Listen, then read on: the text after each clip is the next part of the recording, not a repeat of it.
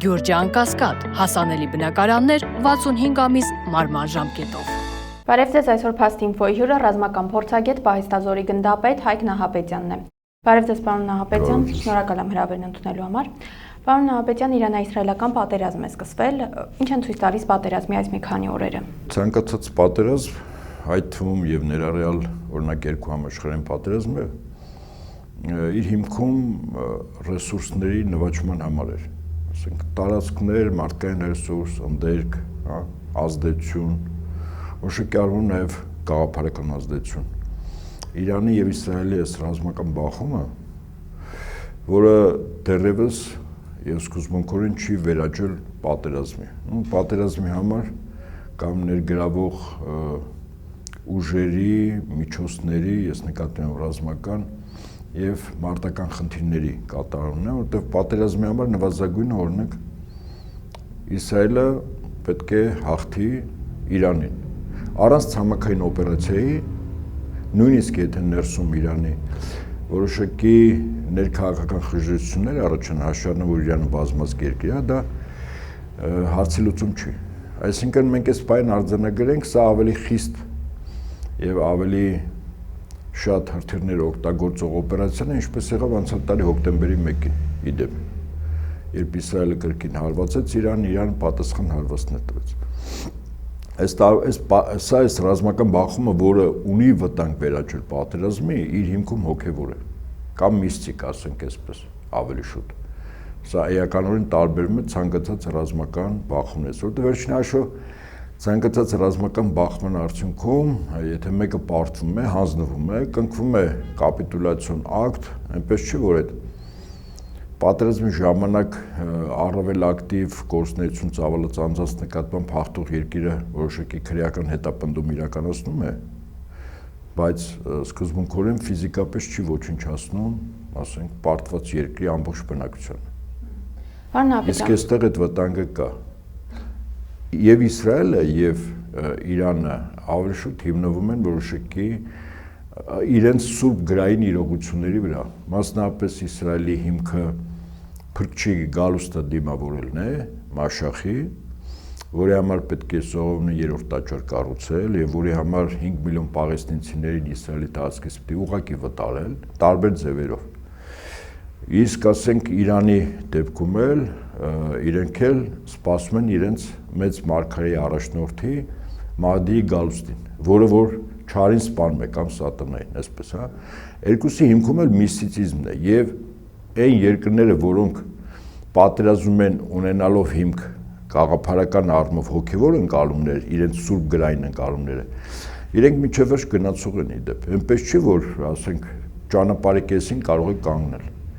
Դեռևս ես չեմ գնահատում, որ սա պատերազմ է, գոնե պատերազմի համար պիտի հայտարարություն արվի, դիմվի ՄԱԿ անվտանգության խորհրդի վրա, բայց ներգրաված ուժերի աշխարհագրությանը, օրինակ եթե Միացյալ Նահանգները հիմա փորձի միանալ, ընդ որում դրա նախադրյալները կան, աշխարհագրությունը միանա, Իրանին իր դաշնակիցները միանան, դա կարող է ռեգիոնալ պատերազմ վերածել։ Պարոն Նահապետյան, բայց գնահատականներ կան, որ ինչ որ առումով Իրանը պատրաստ չէր կամ նրա համար էր անսպասելի այս հարձակումը, թեպետ իսրայելական կողմից պարբերաբար հնչում էին սպառնալիքներ, բայց օրինակ շատ են արձանագրումները, որ քաղաքացիական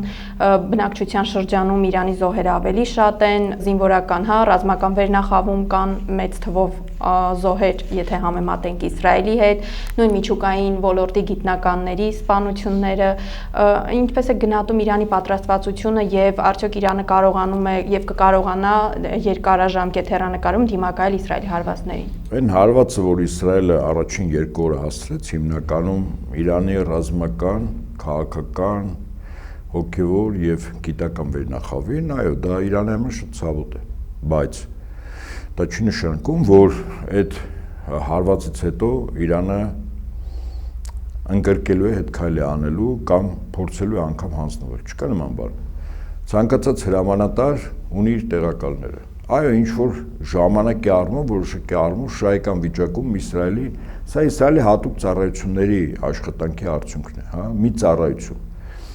Ընդ որում հետաքրքիր տվյալներ են տարածվել, այս վերջերս մոտ 2-3 օրվա ընթացքում մոտ 48-ից ավել Մոսադի, որը Իսրայելի հատուկ ծառայությունն է հիմնականում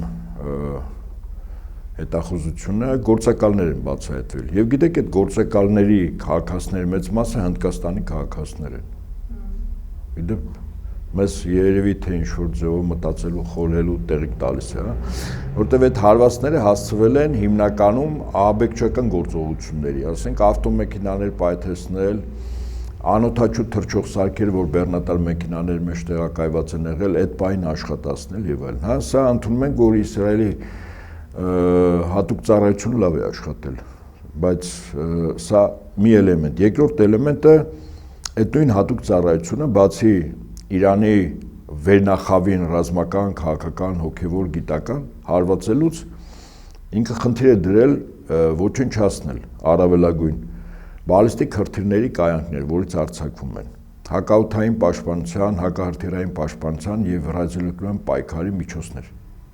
Այստեղ եւս իրենք հաջողություն ունեցան, որտեղ երրորդը, որտեղ Իսրայելի օդուժը սկսեց աշխատել, հա, Իրանում արդեն բավականաչափ խոցված էին օդուժի դեմ աշխատող գետնի վրա այդ հոբ ռեփ միջոցները։ Իսկ ընդունում ենք առաջին երկու էլեմենտը բավական արդյունավետ աշխատել է։ Հիմա աշխատում է օդուժը, որը եւ հրթիռները։ Այստեղ իրենք ունեին առավելություն սկզբի օրերը Իրանի նկատմամբ, որտեղ Իրանի այդ չեզոքացնող կամ խոցող զինատեսակները օդուժի եւ հրթիռների որոշ առումով մինչեւ նորը բերեն տեղադրել, հա, իրենք խոցված եւ ոչնչացված էին, բայց ահաբեկչական գործողությունների արդյունքում։ Առաջին երկրորդ օրը 200 ինքնաթիռ է աշխատել, բայց այստեղ մի հետաքրքիր փաստ կա։ ԱՄՆ նախագահը ասում է, որ իրենք կապ չունեն եւ իրենք չեն մտնում այս ամենի մեջ, ակնհայտ ստում է, այսինքն ստում է նույնիսկ կենցաղային մակարդակով, պետք չի գաղտնի տեղեկատվության տիրապետես, լուրջ աղբյուրների լինես շատ բարձրակարգ ռազմական փորձագետ, որը կապեր ունի այդ շրջանակներում, որը իրազեկվածն է։ Ես ասում եմ հանրատրիվիալ բան։ Իսրայելից դեպի Իրան ինքնաթիռների թռիչքը եւ վերադարձը բավարար չէր մեկ ինքնաթիռի մեջ գտնող վառելիքը ծախսելուն։ Այսինքն վառելիքը չի բավականացնում։ Հիմա պետք է լիցքավորվի այդ ինքնաթիռը։ Իսրայելը ունի 14 վերալիցքավորող ինքնաթիռ։ Մի վերալիցքավորող ինքնաթիռը այն հեռավորությունը, որ Իսրայելի օդուժը ելման կետից օդանավականից գնում էր մարտական խնդիրի կատարում հետ էր գալիս, մեկ ինքնաթիռը լիցքավորում է 3 ինքնաթիռ։ Հիմա 14 անգամ 3 42 է անում։ Ասենք, բա մնացած 160-ը ոնց է լիցքավորվել։ Ով է տվել այդ լիցքավորը, ընդ որում այդ լիցքավորող ինքնաթիռները բավական թանկ են։ Եվ ամեն մի երկիր չի պահում։ ԱՄՆ-ը։ Այսինքն ԱՄՆ-ը առաջի օրվանից օդուժի հարձակման ժամանակ ուղղակի ներգրաված ա եղել այս ռազմական գործողությունները։ Էլ չեմ ասում Թուրքիայի տարածքից Միացյալ Նահանգների եւ բազայի եւ Թուրքիայի զինուժի ռադիոլոկացիոն կայանների աշխատանքը, որտեղ հետախուզական տվյալներ փոխանցվում Իսրայելի եւ այլն եւ այլն։ Սա առաջի օրը, ուրեմն հետո Իրանի պատասխանը։ Դու բնականաբար այդ առաջին 1-2 օրը որոշակի շոկային բան կար, որտեղ իսկապես Պահապանների կորպուսի հրամանատար գլխավոր շտաբի պետ, հետախուզության ծառայության ղեկավար, 2 տեղակալները, 7 գիտնականներ հայտնի, օդատիեզերական ուժերի հրամանատար, դա իսկապես մինչև իր տեղակալ փոխարինի գործառույթներ իրականացնի որոշ կարճ ժամանակ անցնում է։ Բայց հիմա նայեք ինչ է կատարվում Իսրայելում։ Իրանի բալիստիկ հրթիռները հիմնականում թիրախային հարվածում են։ 3 տեղեկատվություն տարածվեց առայն, որ Իրանից հիպերձայնային արագությամբ հրթիռներ են թռչել դեպի Իսրայել, իսկ վստահաբար այդ հիպերձայնային արագությամբ հրթիռները չեն կարող խոցվել երկաթյա գմբեթի կողմից, որտեղ արագությունը շատ բարձր է։ Եվ դրա մասին իդեպ Իրանը մեկ անգամ Իսրայելին ցույց տվեց անցյալ տարի հոկտեմբերի 1-ի այդ ռազմական բախման ժամանակ 12 հիպերձայնային արագությամբ հրթիռներից, որից մեկը չխոցվեց Իսրայելի հոբ միջոցների կողմից։ Հիմա Իսրայելի քաղաքները եւս ավերվում են, իսկապես ծաղկուն երկիր եւ ավերվում են։ Այստեղ վտանգ կա, որ Միացյալ Նահանգները այս ռազմական բախումների աշխարհագրությունը մեծացնեն իրենք ներգրավելով այդ գործողությունը առնվազն որ Իսրայելի վարչապետը դիմել էր ԱՄՆ նախագահային օգնության եւ հրթիռների եւ զինուժ։ Հիմա այս բան մերձարու արևելքում ԱՄՆ իր ռազմական բազաներում մարդուժի զինտեխնիկայի կուտակում է անում։ Հսկայական կուտակումներ, իսկ այդ կուտակումները ինչի համար։ ԱՄՆ-ն հավանականությամբ իրենք եւս մտնելու են ռազմական գործողությունների թատերաբե։ Սա նշանակում է, որ Իրանի եւս դաշնակից պետությունները երևացող չերևացող ձևով Իրանին փորձելու են օգնել։ Այսինքն մերձավոր արևելքը թաղվում է ամբողջովին ռազմական գործողությունների թատերաբե։ Այդ ժամանակ իսկապես դա կարող են գնահատել, որ պատերազմ է, ընդ որում պատերազմը տարածաշրջանային։ Ով կախտի, ինչպես կախտի եւ այլն, նորից եմ ասում, քանի որ այս ռազմական բախման հիմքում միստիցիզմն է, հա, յուրաքանչյուր պետություն իր համար հիմք է ընդունում ղեկավար սուրբ գրային ճշմարտությունները, որը քննվող չի, քանի որ Աստծո կամ մարգարեների կողմից է տրված։ Հիմա եթե Իսրայելի վարչապետը համարում է, որ իրենք ապրում են այն ժամանակները, որ փրկիչը պետք է գա Մաշախը, բնականաբար իրենց գործողությունների մեջ որից է ձևով անկրկում չեն ունենալու։ Եթե Իրանի հոգևոր ղեկավարությունը գնահատում է, որ իրենք աշխարհի վերջի օրերն են ապրում ըստ Ղուրանի եւ ըստ շիա ուղղվածության մեկնաբանության, նշանակում է Մահդին է գալու, իրենց ռազմական առաջնորդն է գալիս։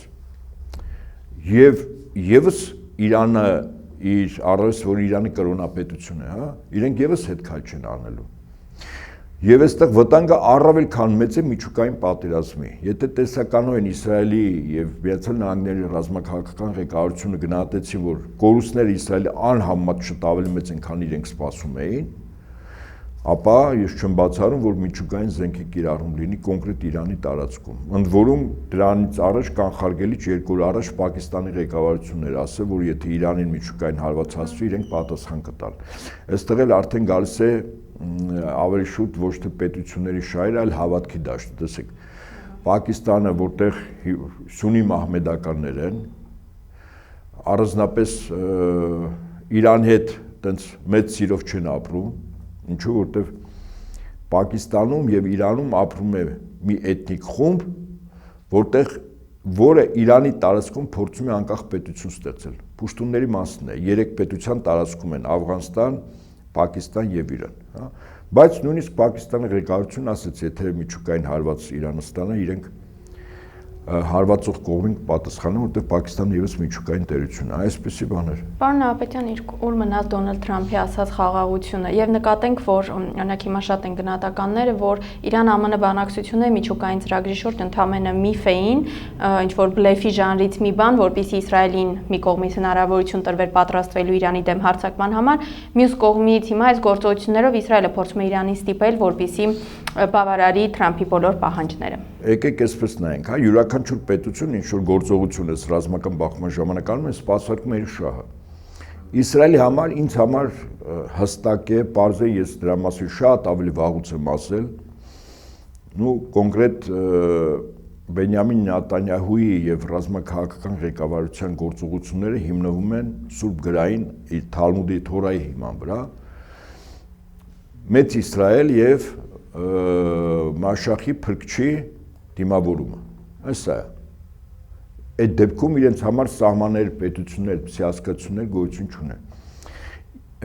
ԱՄՆ-ի պարագայում մի քիչ այլ է։ Օրինակ ԱՄՆ-ի ներկայիս ղեկավարությունը, որը ներկայացնում է ազգային էլիտան եւ ազգային կապիտալը, ԱՄՆ-ի ոչ թե գլոբալիստների, իրենց նպատակը հետեւյալն է՝ կրկին համաշխարհային տիրապետություն, բայց ոչ թե ցանցային կառույցների, վերպետական տրանսազգային կառույցների, այլ ուժեղ ԱՄՆ պետության։ Հիմա ուժեղ ԱՄՆ պետությունը ռազմական առումով իր հետ չափելի է զորությամբ մեկ պետություն, Ռուսաստանը։ Դա միջուկային մարտագլխիկների թվաքանակն է խոսում։ Մնացածը հեքիաթների ու կենացների դաշտից են։ 6000 եւ ավել միջուկային մարտագլխիկ։ Այսինքն ԱՄՆ-ն ընդունում է Ռուսաստանը իրեն հավասար լինելու հանգամանքը։ ԱՄՆ-ի տնտեսությունը, պատկացեք, երկիր մոլորակի վրա մեծ հաշվով մեծ պատերազմներ չկան։ Լոկալ բախումներ եւ այլն դա էական չի։ Աշխարհի հզորների տնտեսության վրա եթե ազդող բախումներ չկան, ապա ԱՄՆ-ը այդ դեպքում ունի մեկ մրցակից՝ Չինաստանի տնտեսությամբ։ Հիմա պատկերացրեք այն աշխարհագրությունը, որ հիմա Իսրայել-Իրանն է, դա մեծանում է, ներառելով արաբական աշխարհ։ Նավթարատ երկրներ, գազի արդյունահանում, Կատար, հա, Էմիրություններ, Սաուդյան Արաբիա, Իրան եւ գնահատենք, որ Իրանի Չինաստանի տնտեսության հոսանքի արտադրության մոտ 80%-ը նավթի վրա է նստած։ Հիմա այս պատերազմի ժամանակ խաթարվում է եւ խափանվում է նավթի արդյունահանումը, տեղափոխումը։ Հիմնական գնորդը իրանական նավթի դա Չինաստանն է։ Մեկ, երկրորդ, եթե Իրանը որոշի փակել Հորմուզի նեղուցը, որը այդ տարածքով նեղուցով անցնում է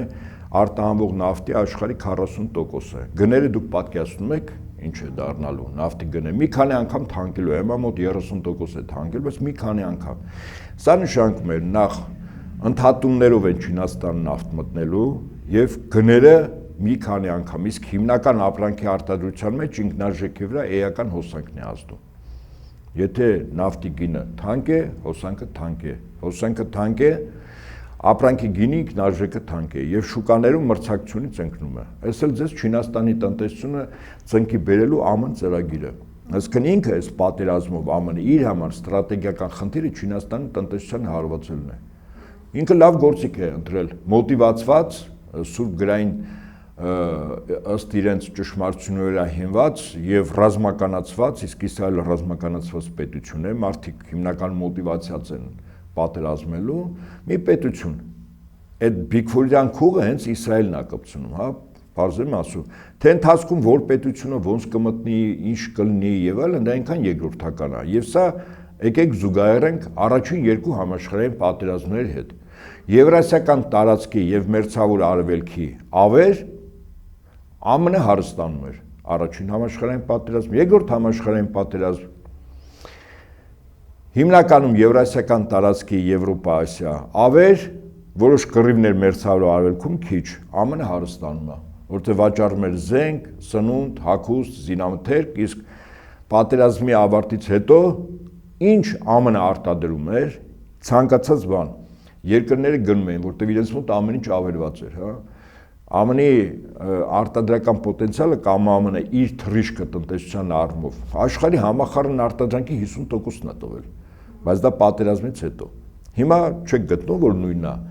Սա էլ եթե գնահատենք, որ աշխարհագրությունը մեծանա, բոլորը բոլորի դեմ, իդեպ սա մասին բոլորը բոլորի դեմ Ռուսաստանի նախագահ մի ժամանակ ասել է։ Եվ ԱՄՆ մեծ կղզի օվկիանոսներով կտրված, այնտեղ պատերազմ չկա, պատերազմ էստեղ է, ինչ որ ժամանակ հետո նույնիսկ եթե միջուկային հարվածները լինի տեղային, հա, ավարտվում է եւ սկսում է ԱՄՆ-ի տնտեսության հերթական թռիչքը։ Այս էլ բիզնեսմեն Դոնալդի եւ այն էլիտայի ծրագրերը, որոնք այս պայն իրականացնում են մերձավոր արևելքում մեծ պատերազմի, ուրեմն շեփորն են իրենք հնչեցրել։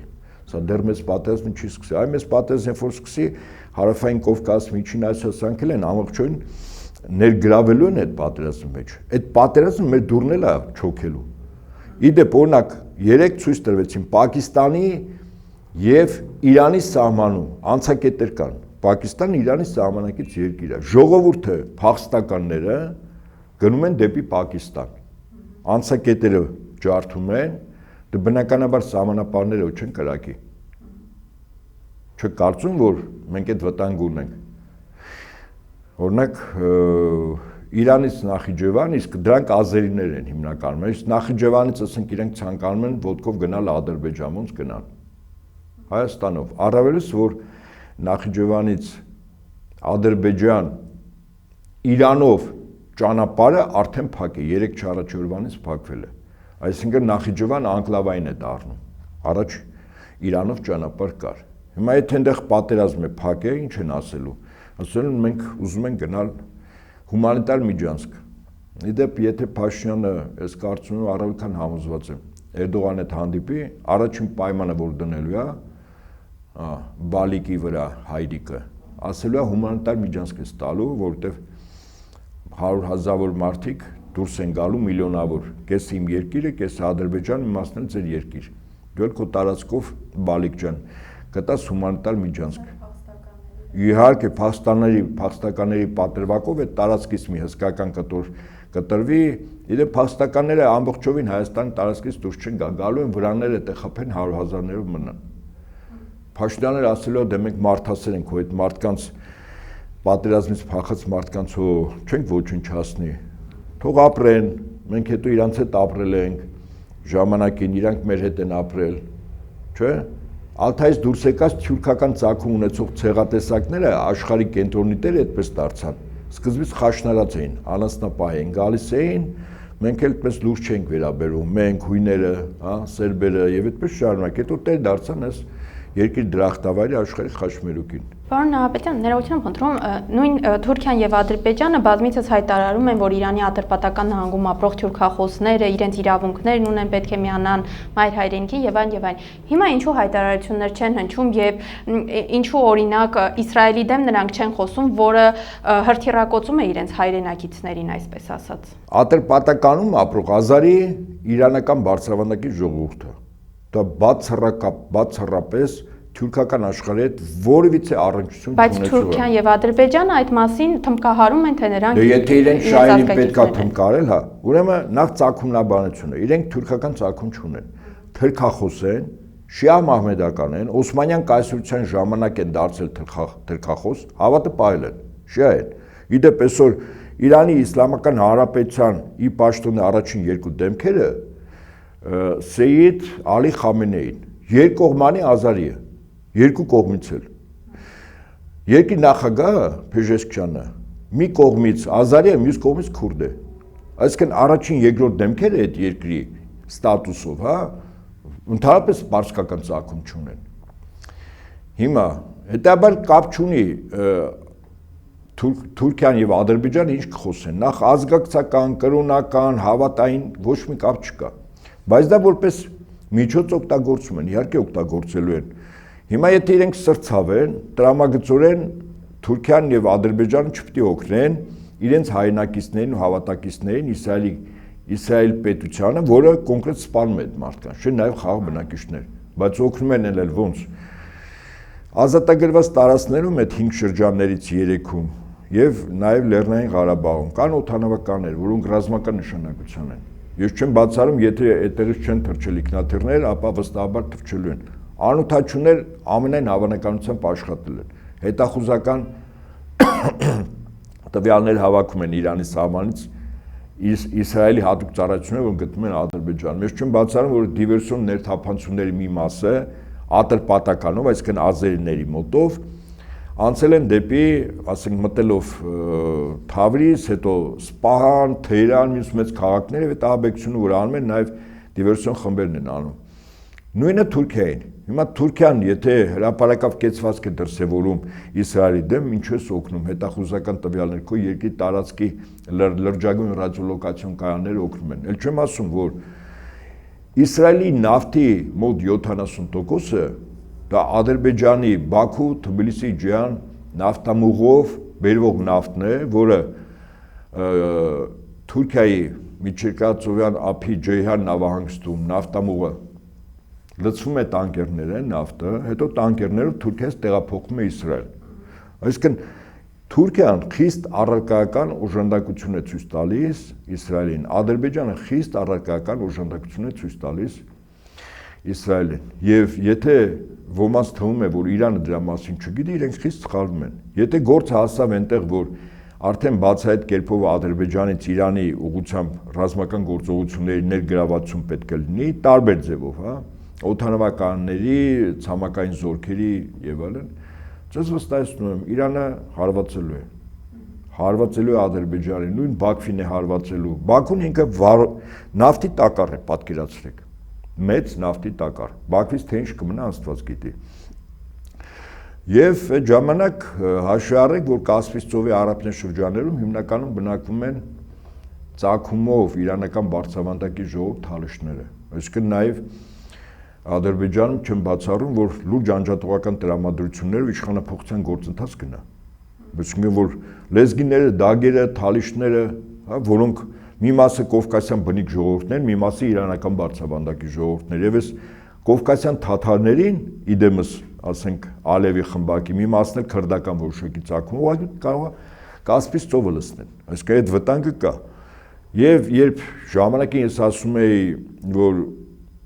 իսկ եթե պատերազմ լինի, Արցախից դուրս եկած մեր հայրենակիցների պահով, ես տաղավարեցել եմ դրա մասին ասել, եւ պատերազմի աշխարհագրությունը տեղափոխվի Իրան-Ադրբեջան սահման հարակից շրջաներ, օրինակ ինչ կաներ 120,000 մեր հայրենակիցը եւ 5,000 խաղապահը։ Իրենք կրակի մեջ էին, չէ՞ մնալու։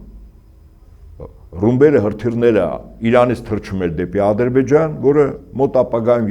եթե Միացյալ Նահանգները այս պատերազմը ինքը դարձեց պատերազմ, սա ռազմական բախում է, լայնածավալ, դեռևս պատերազմ չի։ Որ պահին, որ վերացեց պատերազմի, ես վստահաբար եմ ասում,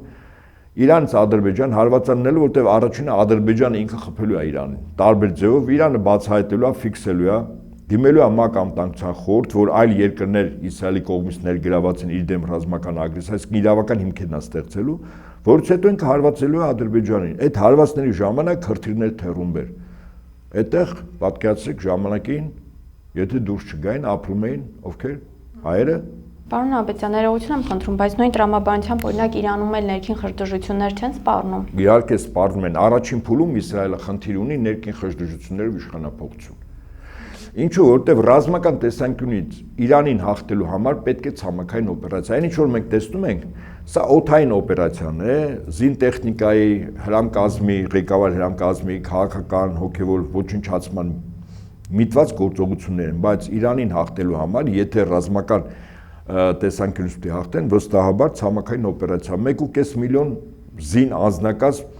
Իրանի դեմ ռազմական գործողություններ պիտի իրականացնի։ 1.5 միլիոն մարդ իր տեխնիկայով, ենթակառույցներով, ճամբարներով, իր հոսպիտալներով եւ այդպես շարունակ։ Առնվազն մի քանի պետություն, գոնե ես նվազագույնը գիտեմ, 3 պետություն պատրաստ են իրենց տարածքներից այդ գործողությունը անել։ Դա Ադրբեջանը, Թուրքիան եւ Իրաքը։ Հիմա Աֆղանստանի մասին ասենք, դե Պակիստանը դեմ է ամեն ինչին, ինչեւ է։ Հիմա այստեղից շատ պարզ եւ տրիվիալ հետեւություն, եթե գործը հասավ, ինչպես ասում են, դրան մեծ պատերազմին, Հայաստանը չի կարող